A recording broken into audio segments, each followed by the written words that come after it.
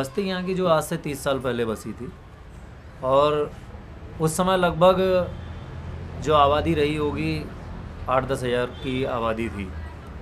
आज वो लाखों की आबादी हो चुकी है, और लाखों की आबादी में गवर्नमेंट के द्वारा दिया जाने वाला सुविधाएं जिसे कहते हैं, उसमें गवर्नमेंट ने अभी यहाँ पे इसी साल राशन कार्ड जो मुहैया कराए हैं, उन पे इनको गेहूं चावल मिलना शुरू हुआ है। और इसके अलावा पानी की कोई सुविधा नहीं है, पानी का कोई कनेक्शन इनको नहीं है, सीवर का कोई कनेक्शन नहीं है। जब सीवर का कनेक्शन नहीं है, उससे ये भी है कि गली मोहल्ले में जो नालियाँ हैं वो भी कच्ची हैं, और नालियाँ भी बनी हुई नहीं हैं। हम लोगों ने कुछ थोड़ा प्रयास करके आपस में चंदा करके एक आध गलियों में नालियाँ बनाई हैं और उनको ढका है, पर उनका भी कनेक्शन जो है बाहर नाले तक नहीं पहुंच पा रहा है। चलने लेने का नहीं था, इतना पानी पहले लग जाता था। आए और बेचारा हम लोग अपना ही बात कर करके अपना चंदा वसूल करता। चंदा नहीं वसूले, बेचारा एक ही मोबाइल वाला ही बनवाए। सबको परेशानी दूर हो गया, अब आधा रह गया, आधा और बनवाना है हम लोग। अब 10-5 और मिल जाएंगे, हो जाएगा ना। एक साल पहले लगभग जैसे हम बस्ती में आए, एक साल पहले तो हमें यहाँ जगह जगह पर टूटे हुए थे। यहाँ नालियाँ और गलियाँ टूटी हुई थी, जगह जगह पर, कई जगह पर टूटी हुई थी। तो हमने देखा यहाँ पर कहीं पर पानी का भराव हो रहा है, गंदगी भरी है, इससे मच्छी बुखार पैदा हो रहे हैं और लोगों को आने जाने में परेशानी हो रही है। जैसे कई गलियों में, जैसे गली है उसमें पानी का भराव बहुत हो जा रहा है, तो आने जाने में लोग काफ़ी मुश्किल हो रही थी। तो हमने लोगों को समझाया, पहले तो एक करके समझाया लोगों को कि आप लोग मिल के यहाँ पे वो करो। फिर हमने छोटी मीटिंग करके लोगों को कहा कि आप अपनी गली का भराव करो, क्योंकि यहाँ पर सरकार तो कुछ करती नहीं है वैसे, लेकिन आप लोग खुद ही आपको लोगों को करना पड़ेगा। तो लोग धीरे धीरे समझे। लोगों ने कहीं पर जैसे 3 घर मिल गए, 15 घर मिल के, 13 घर मिल के, 7 घर मिल के, लोगों ने अब वहाँ पर अपने अपने घर के आगे भराव भी किया, नालियाँ भी ऊँची की, नालियाँ बनाई। और फिर यहाँ पर लगभग इस पूरी बस्तियों में यहाँ पर 40-50 पैच बन गए, ऐसे बड़े बड़े पैच बन गए। और लोगों ने इस बस्ती में लगभग 2 लाख से 2 लाख रुपया अपना यहाँ पर लगाया हुआ है, खुद स्वयं से लगाया हुआ है। तो लोग काफ़ी जागरूक हुए। यहाँ तक लोगों ने यहाँ तक नाला भी यहाँ पर ठीक किया है, पूरी गली ने मिलकर। वहाँ पर नाला बहुत चौक हो रहा था, वहाँ पर वो बच्चों पे काफ़ी बीमारियाँ हो रही थी, मक्खी मच्छर पैदा हो रहे थे, और बच्चे खेलने जाते तो गिरने का डर भी उनका काफ़ी था उसमें। तो उन्होंने फिर पूरी गली ने मिलके, जिस गली के आगे नाला टूटा हुआ था, उन्होंने स्वयं वो नाली बनाई, सबने पैसे मिला के। तो आज यहाँ के हालात पहले से बहुत बेहतर है।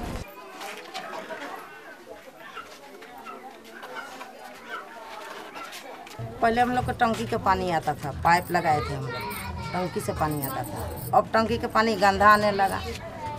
कभी कभी नाली के कचरा आता था, पानी पीने लायक नहीं, बर्तन धोने लायक, हाथ धोने लायक नहीं।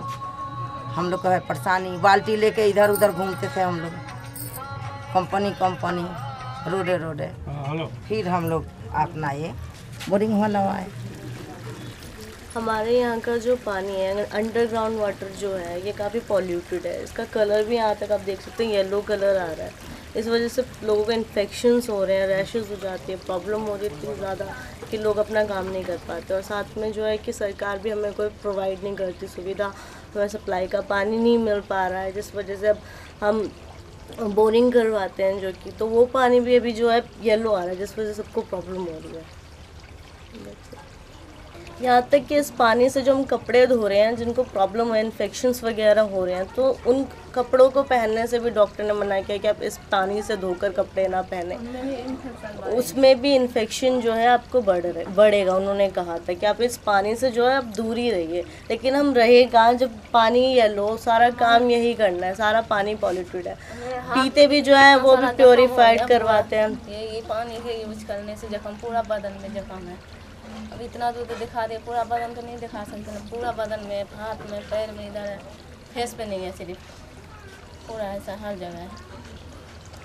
ये पानी प्योर नहीं, इस वजह से हमें पानी खरीद के पीना पड़ता है, लेकिन वो भी इसी पानी को फ़िल्टर करके वही पानी प्रोवाइड करते हैं। तो आई थिंक वो भी प्योर नहीं है जो हम पी रहे हैं, और बहुत लोग तो वो अफोर्ड भी नहीं कर सकते, तो वो यही पानी पी रहे हैं। इस वजह से पता नहीं उन्हें क्या प्रॉब्लम आए भविष्य में, हमें वो भी कुछ श्योर नहीं है। यहाँ पर लोग बोरिंग के पानी को यूज़ करते हैं। कई जगह हमने देखा कि लोगों को खुजलियाँ होनी शुरू हो गई थी, तो हमने सोचा कि आगे पानी को टेस्ट किया जाए।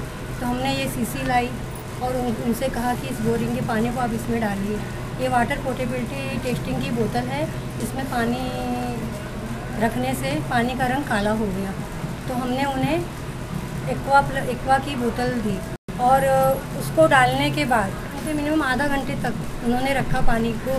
20 लीटर की बाल्टी में पानी एक ढक्कन डाला उसमें और उसको भी इस बोतल से ही टेस्ट किया गया तो पानी उनका साफ़ रहा।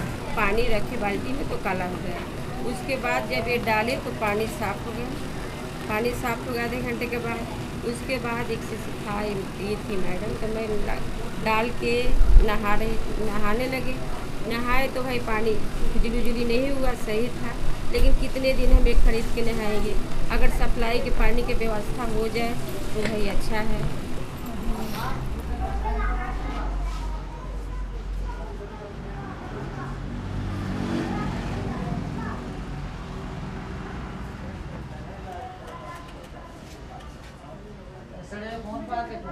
यदि शौचालय नहीं होता तो यहाँ बस्ती के लोगों की हालत होते हैं। सुबह टाइम आते हुए गेट खोलने से पहले भाई खोलो गेट, बाई चांस 10-5 मिनट 5 बजे लेट हो जाते हैं तो लोग परेशान होते हैं।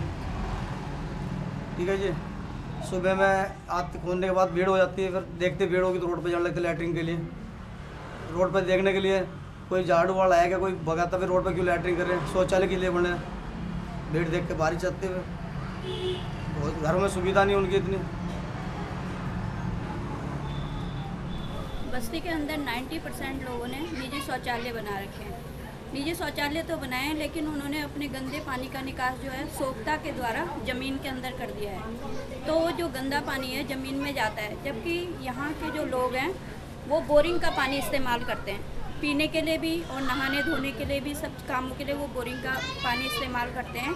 तो वो पानी जो है सोख्ता के कारण जो गंदा पानी ज़मीन के अंदर जाता है वो बोरिंग के पानी को गंदा कर देते हैं, जिससे कई हमने बातें सुनी भी हैं। लोगों ने भी कहा है कि अब हमें खुजली होने लग गई है या जलन हो जाती है, तो कई लोगों को दाग भी निकल रहे हैं। तो इस चीज़ के लिए जानने के लिए फिर हमने कोशिश की कि हमने एक इंजीनियर को बुलाया कि ये जो सोख्ता का पानी, गंदा पानी ज़मीन पे जाता है, उसको किस तरीके से हम रोक सकते हैं थोड़ा सा पानी में बदलाव लाने के लिए।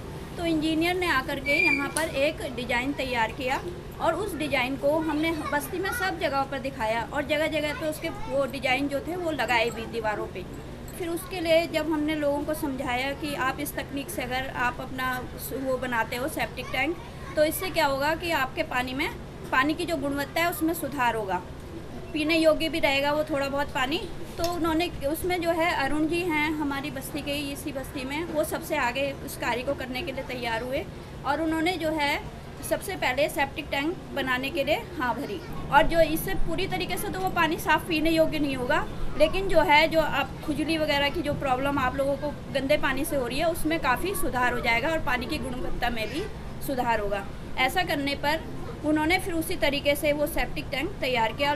काफ़ी लोग जो थे वहाँ पे खड़े भी हुए थे, वो भी उसको देखते रहे नई तकनीक को, और उनको वो आइडिया बहुत पसंद आया और उन्होंने कहा कि हम भी अपने घरों में इसी तरीके से सेप्टिक टैंक बनाएंगे। और अब 3-4 घर ऐसे जिन्होंने अब बनाना भी शुरू कर दिया है। ये जो गली है ये बस्ती की मेन एंट्रेंस है। ये गली सबसे ज़्यादा इस्तेमाल होती है लोगों के आने जाने में, और इसी के साइड में एक पब्लिक यूरिनल है जिसकी वजह से बहुत बदबू आया करती थी और औरतों को और बच्चों को बहुत परेशानी होती थी यहाँ से गुजरने में। और इसीलिए औरतों बच्चों के साथ एक मीटिंग करवाई गई जिसमें उनसे पूछा गया कि और क्या हो सकता है इसके सुधार के लिए, जिसमें बहुत सारी चीज़ें सामने आई और जो हमने अपने डिज़ाइन में इनकॉर्पोरेट की और एक नया डिज़ाइन तैयार किया यहाँ इस यूरिनल के लिए, और जिसकी वजह से अब इसकी साफ़ सफाई ज़्यादा बेहतर तरीके से हो पाती है। और इसके सामने हमने एक दीवार बनाई गई जिसकी वजह से औरतों को और बच्चों को निकलने में परेशानी भी नहीं होती और बदबू भी कम आती है। इसके कंस्ट्रक्शन के बाद ये जो दीवारें हैं यूरिनल के बाहर, ये 2 दीवारें, इनको पेंट किया गया, जिसमें लोगों ने मिलकर अलग अलग रंगों से इनको पेंट किया और नीचे की जगह इन्होंने लाल रंग से पेंट की ताकि जो पानी की पीक है, थूक है, ये सब ना दिखे। और ये जितना ज़्यादा साफ़ रहने लगा है, अब लोग ये यूरिनल ज़्यादा इस्तेमाल करते हैं, बाहर ओपन में यूरिनेट नहीं करते और इस जगह को और साफ़ रखने की कोशिश करते हैं। हम लोगों ने जो है जब बस्ती में घूमा तो देखा कि सारा कूड़ा जो है ना इधर उधर लोग फेंकते रहते हैं और कूड़े का ढेर लग गया यहाँ पर। तो हमने सोचा कि जब बस्ती के एंट्री पॉइंट यहीं से है तो यहाँ पे जो है साफ़ सफाई भी होनी चाहिए। और ये लोग क्या करते थे, जो सूखा कूड़ा था और गीला कूड़ा था वो सब इकट्ठे ही फेंक देते थे। तो हम लोगों को समझाया, इसके लिए हमने मीटिंग भी की, जगह जगह बातें लोगों को समझाई, उनको जागरूक करने की कोशिश की कि आप लोग जो है कूड़ा जो है अलग अलग करके फेंका करो। पहले हम अपना कूड़ा बाहर फेंकते थे और फिर उसके बाद में हमें मीटिंग में बताया गया कि कूड़ा जो है गीला कूड़ा अलग रखो और सूखा कूड़ा अलग रखो। गीले कूड़े से खाद बनाने का तरीका बताया गया कि कैसे कैसे बनाया जाएगा। ऊपर रख दिए छत पे, धूप में सूख गया, फिर उसके बाद में उसको मिक्स करके एकदम से मिट्टी में मिला के और फिर उसमें बीज डाला और चौराई बोया, भिंडी बोई और फिर उगा, फिर उसके बाद घर में इस्तेमाल किए।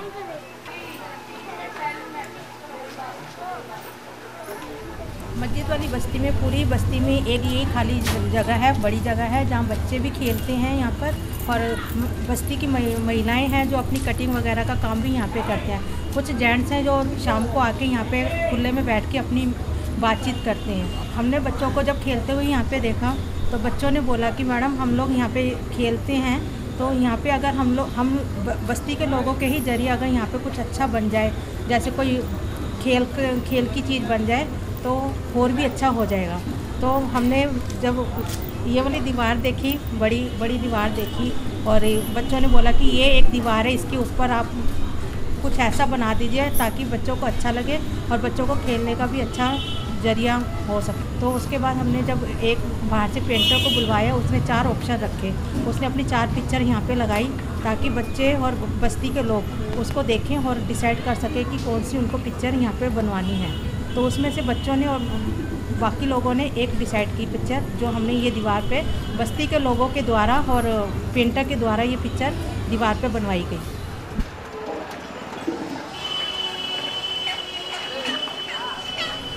सीधे जाके अगर हम बोले कि हाँ हमें इस पे काम करना है, पानी पे करना है, स्वच्छता पे करना है, शौचालय पे करना है, तो ये मुमकिन नहीं है। इसके लिए सबसे पहले हमने मोबिलाइजेशन एक्टिविटीज़ के तौर पर कई सारे नुक्कड़ नाटक, बच्चों के साथ इंटरैक्टिव गेम्स, कठपुतली का नृत्य, इन सब माध्यमों से लोगों को इकट्ठा करने की कोशिश करी। और जहाँ पर पहली बार पानी और स्वच्छता के बारे में बातचीत पहली बार शुरू हुई और एक तरह से उन लोगों से भी जान पहचान हुई जो यहाँ पर रहते हैं। और एक बहुत डिफरेंट चीज़ यहाँ पर जो मुझे दिल्ली और नोएडा में कंपेयर करके लगता है वो ये है कि जो स्टेट की तरफ से कुछ चीज़ें एज अ ह्यूमन राइट दिया जाना चाहिए वो यहाँ पर एक भी नहीं। तो one of our biggest achievements और biggest aim was to how to bring the state closer to people, मतलब कैसे सरकारी सुविधाएं बस्ती के लोगों को दिलवाई जा सके। तो इसके लिए बार बार लोगों से चिट्ठियाँ पहुँचवाना, वहाँ पर उसको फॉलो अप करना, लोगों को उनसे बातचीत कराना। और जो मूलभूत आवश्यकता है जैसे कि कूड़ा अगर एक निर्धारित स्थल पर पहुँच जाए तो वहाँ से वो लेके जाए, हर एक या दो दिन में ले जाए जिससे कि वहाँ पर ढेर ना बनता जाए। और ऐसे करके छोटे छोटे इनिशिएटिव से अभी 1 साल बाद हमारी थोड़ी बहुत लोग अथॉरिटी में बातचीत होनी चालू हुई है और वो भी इस तरफ को थोड़ा बहुत देखने लगे हैं। ऐसा नहीं कहूँगा मैं कि वो अभी भी पुराने अपने में, और उनका रिस्पांस बहुत ही पॉजिटिव है जो कि आगे भी अच्छा ही यहाँ पे सिचुएशन को करे। इश्क में कुछ भी तो होता नहीं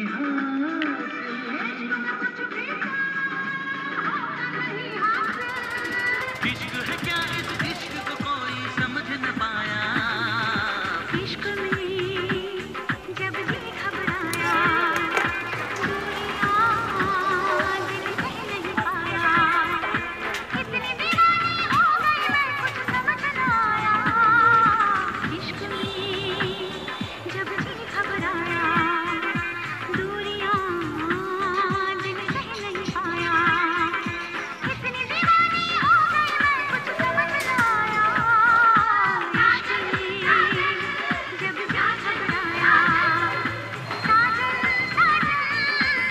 सही